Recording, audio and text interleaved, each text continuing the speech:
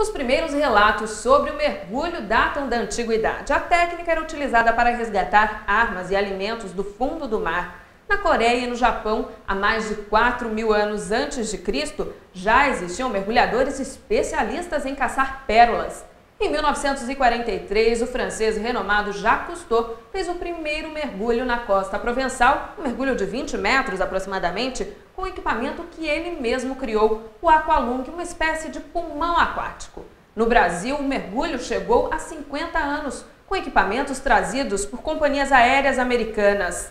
Hoje, lojas, importadores e até hotéis estão preparados para atender um público cada vez mais crescente e que movimenta esse mercado há 30 anos. Conheça mais um pouco sobre esse esporte a partir de agora.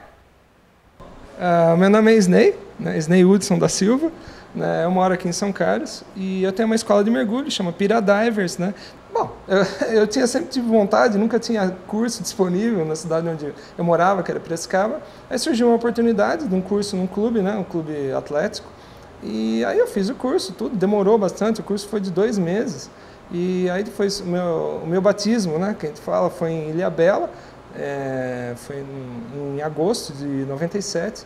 E depois eu mergulhei algumas vezes, assim, como recreacional normal. E em 1999 eu comecei a trabalhar como profissional mesmo. Aí eu comecei a trabalhar como dive master, como ajudante de instrutor. E eu fui assim até 2005, quando eu fiz meu curso de instrutor mesmo em São Paulo. E de lá para cá, eu estou dando curso, tudo, organizo saídas e tal. E estamos tocando.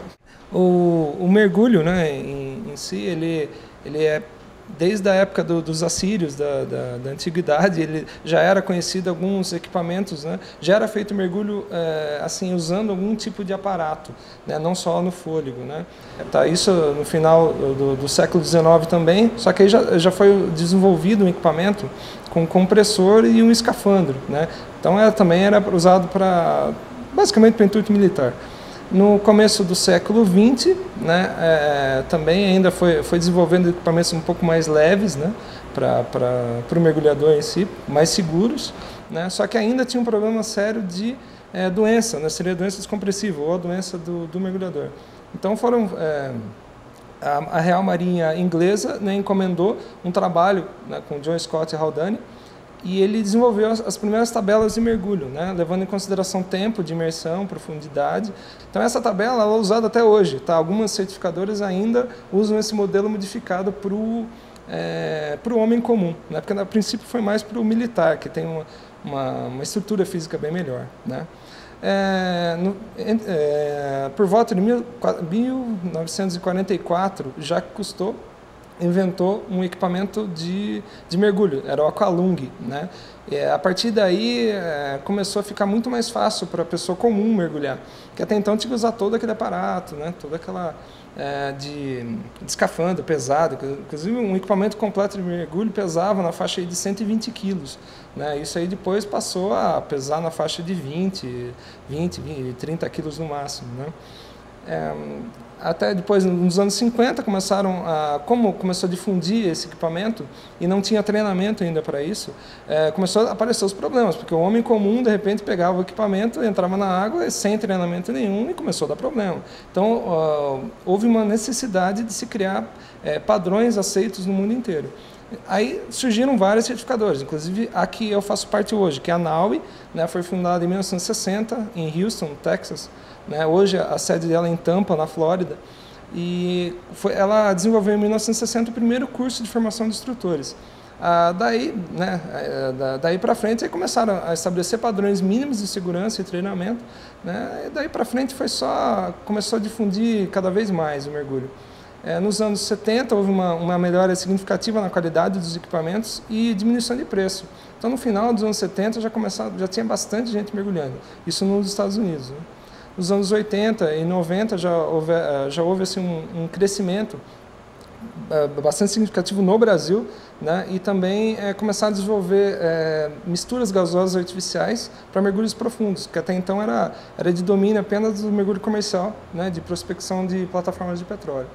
E no final dos anos 90, 2000, é a parte de eletrônica que está cada vez mais presente, no no mergulho, na parte tanto de computadores de mergulho como os recicladores, né, totalmente eletrônicos. Bom, o curso ele é assim, um fim de semana, a parte teórica é no sábado o dia inteiro, né, toda a parte teórica que a gente estuda equipamentos, né, quais são os equipamentos do mergulho livre, do equipamento do mergulho autônomo, parte de física, né, fisiologia, ambiente de mergulho, né, riscos, né, tabelas descompressivas, então toda a parte teórica mesmo que a gente precisa saber antes de entrar na água. Tá? No domingo, também é o dia inteiro, ele é a parte prática em piscina, onde a gente vai fazer os exercícios de montagem, equipamento, desmontagem, tipos de entrada na água, né? São vários exercícios que a gente faz para a pessoa ficar com cada vez mais segurança no equipamento, né? E também para manusear. A mesma coisa de você aprender a dirigir um carro, né? Você tem que saber onde estão os comandos, né? Tem que ser uma coisa até meio instintiva, né? E depois, normalmente na semana seguinte ou em 15 dias, a gente marca o batismo no mar. Então, no mar, a gente faz 4 mergulhos, né? São os mergulhos de treinamento também, para a pessoa se ambientar, né? com o mar, com os equipamentos no mar e tudo. A gente faz alguns exercícios que a gente fez na piscina, a gente faz no mar também. E no final desses 4 mergulhos, né? Se tudo correr bem, a pessoa é credenciada. Ela recebe uma carteirinha, e essa carteirinha ela tem validade no mundo inteiro. A nau ela é reconhecida em qualquer ponto que você vá no mundo. Aí você pode fazer mergulho, no mergulho básico tem algumas restrições, né? Você pode mergulhar até 18 metros em operações comerciais normais, no caso. O curso custa na faixa de R$300, o curso básico, isso seria na parte teórica do sábado e a parte de piscina no domingo. Tá? Todo o equipamento vai estar incluído. O material didático, tudo é fornecido, inclusive a certificação, ela já tá incluída nesse preço. Então, você se formar, você já vai estar credenciado. Tá? A viagem para mergulho custa aí na faixa, se você for colocar van, hotel, barco, todo equipamento, está na faixa, para Paraty sai uns R$500 mais ou menos, isso tudo dividido, né, em 3 vezes. Então está mais ou menos nessa faixa aí.